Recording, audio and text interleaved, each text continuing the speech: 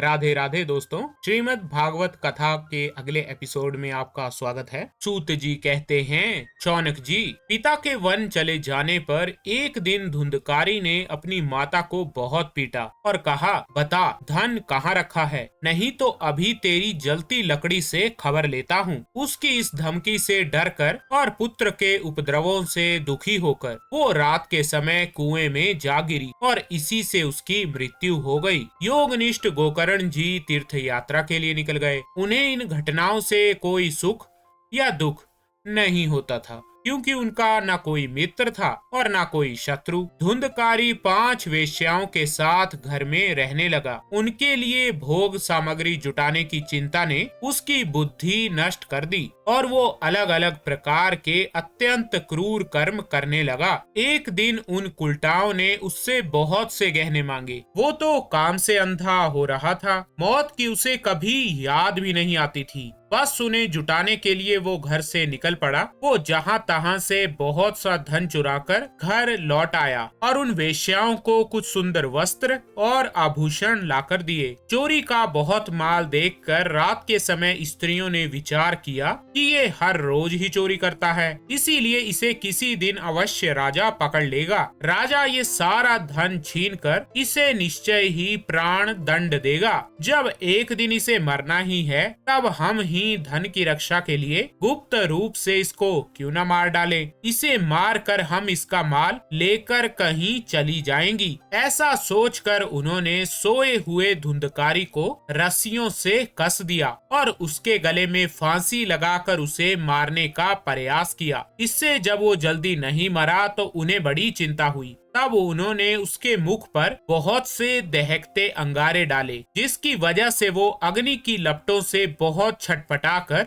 मर गया। उन्होंने उसके शरीर को एक गड्ढे में डालकर गाड़ दिया। उनके इस कृत्य का किसी को भी पता नहीं चला। लोगों के पूछने पर वो कह देती थी कि हमारे प्रियतम पैसे के लोभ से अब की बार कहीं दूर चले गए हैं। इसी वर्ष के अंत तक वो लौट आएंगे। बुद्धिमान पुरुष को दुष्टा स्त्रियों का कभी विश्वास नहीं करना चाहिए। जो मूर्ख इनका विश्वास करता है उसे दुखी होना पड़ता है। इनकी वाणी तो अमृत के समान कामियों के हृदय में रस का संचार करती है, लेकिन हृदय छुरे की धार के समान तीक्ष्ण होता है। भला इन स्त्रियों का कौन प्यारा है। वे कुलटाएं धुंधकारी की सारी संपत्ति समेटकर वहां से भाग गई। उनके ऐसे ना जाने कितने पति थे और धुंधकारी अपने कुकर्मों के कारण भयंकर प्रेत हुआ। वो बवंडर के रूप में सदा दशों दिशाओं में भटकता रहता था और भूख प्यास से व्याकुल होने के कारण हा देव चिल्लाता रहता था,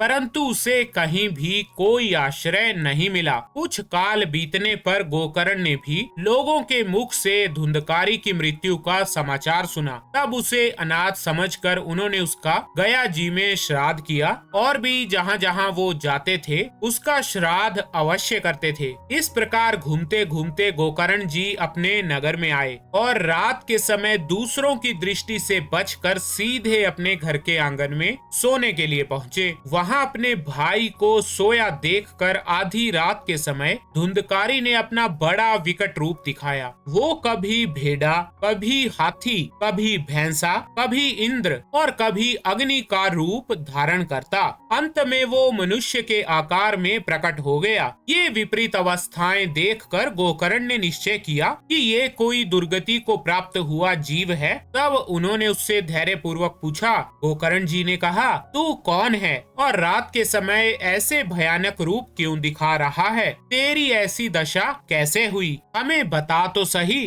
तू प्रेत है, पिशाच है या कोई राक्षस है? सूत जी कहते हैं, गोकर्ण के इस प्रकार पूछने पर वो बार बार जोर जोर से रोने लगा। उसमें बोलने की शक्ति नहीं थी, इसीलिए उसने केवल संकेत मात्र किया। तब गोकर्ण ने अंजलि में जल लेकर उसे अभिमंत्रित करके उस पर छिड़का। इससे उसके पापों का कुछ शमन हुआ और वो इस प्रकार कहने लगा। प्रेत बोला, मैं तुम्हारा भाई हूँ, मेरा नाम है धुंधकारी। मैंने अपने ही दोष से अपना ब्राह्मणत्व नष्ट कर दिया। मेरे कुकर्मों की गिनती नहीं की जा सकती। मैं तो महान अज्ञानी ज्ञान के चक्कर काट रहा था। इसी से मैंने लोगों की बड़ी हिंसा की। अंत में उल्टा स्त्रियों ने मुझे तड़पा तड़पा कर मार डाला। इसी से अब प्रेत योनि में पड़कर ये दुर्दशा मैं भोग रहा हूँ। अब दैववश कर्म फल का उदय होने से मैं केवल वायु भक्षण करके जी रहा हूँ। भाई, तुम दया के समुद्र हो,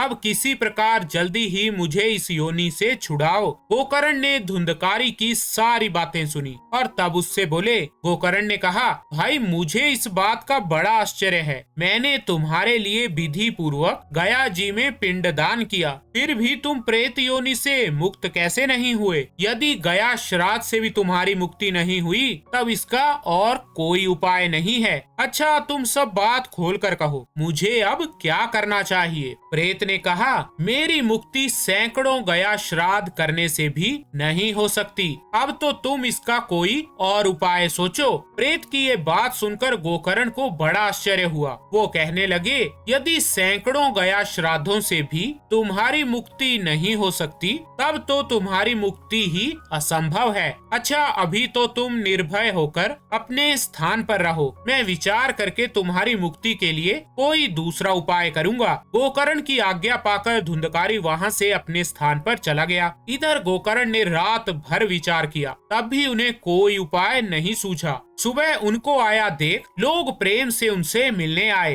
तब गोकर्ण ने रात में जो कुछ जिस प्रकार हुआ था वो सब कुछ उन्हें सुना दिया। उनमें जो लोग विद्वान, योगनिष्ठ, ज्ञानी और वेदज्ञ थे, उन्होंने भी अनेकों शास्त्रों को उलट पलट कर देखा तो भी उसकी मुक्ति का कोई उपाय नहीं मिला। तब सबने यही निश्चय किया कि इस विषय में सूर्य नारायण जो आज्ञा करें वही करना चाहिए। इसीलिए गोकर्ण ने अपने तपोबल से सूर्य की गति को रोक दिया। उन्होंने स्तुति की कि भगवान, आप सारे संसार के साक्षी हैं, मैं आपको नमस्कार करता हूँ। आप मुझे कृपा करके धुंधकारी की मुक्ति का साधन बताइए। गोकर्ण की ये प्रार्थना सुनकर सूर्य देव ने दूर से ही स्पष्ट शब्दों में कहा, श्रीमद् भागवत से मुक्ति हो सकती है, इसीलिए तुम उसका सप्ताह पारायण करो। भगवान सूर्य देव का ये धर्ममय वचन वहाँ सभी ने सुना। तब सबने यही कहा कि प्रयत्न पूर्वक यही करो, और है भी ये साधन बहुत सरल। तो ठीक है दोस्तों, श्रीमद् भागवत कथा के इस एपिसोड में बस इतना ही।